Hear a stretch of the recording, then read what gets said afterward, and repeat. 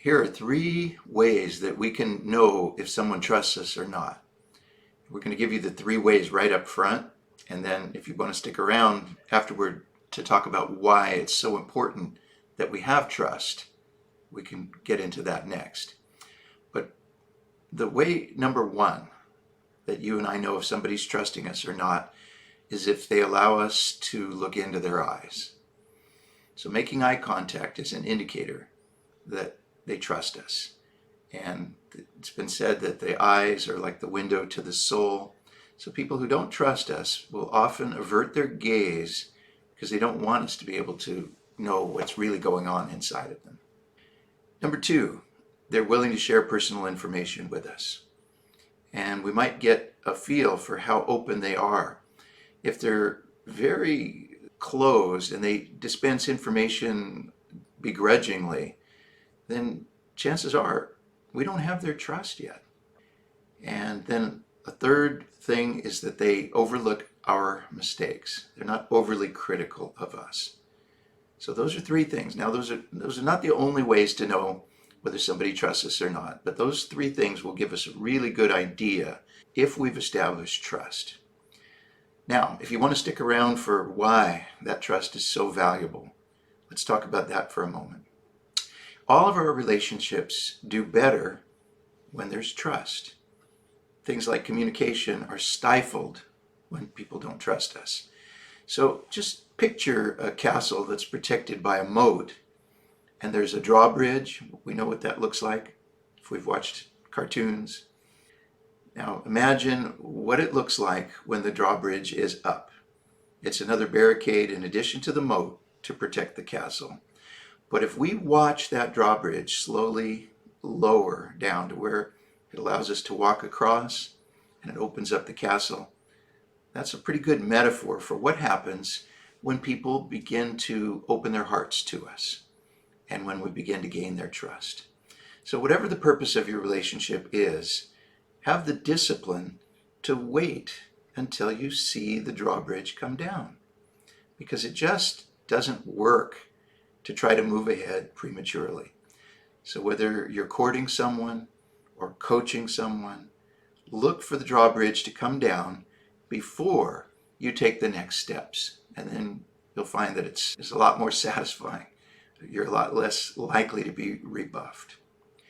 Now, looking at it from a perspective of counseling or coaching, we need people to trust us for a number of reasons. But one big one is they're going to have to change their thinking. Their beliefs are going to have to change in order to benefit from the counseling, from the coaching.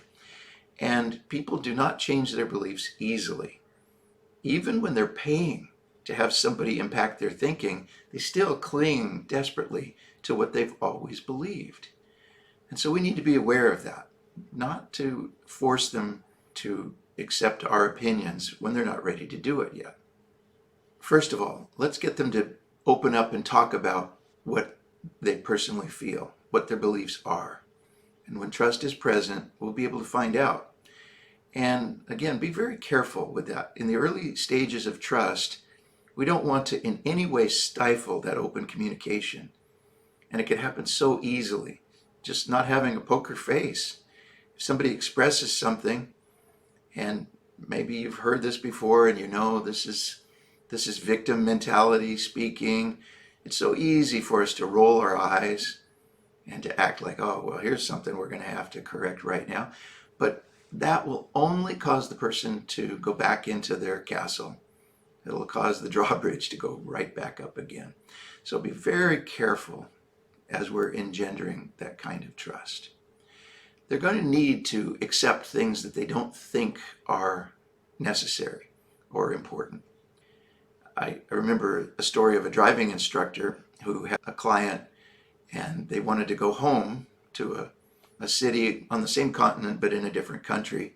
And it was going to mean getting a car and getting a driver's license. So they came to him and said, please teach us how to drive. And he began telling them, okay, go ahead and put the car in reverse.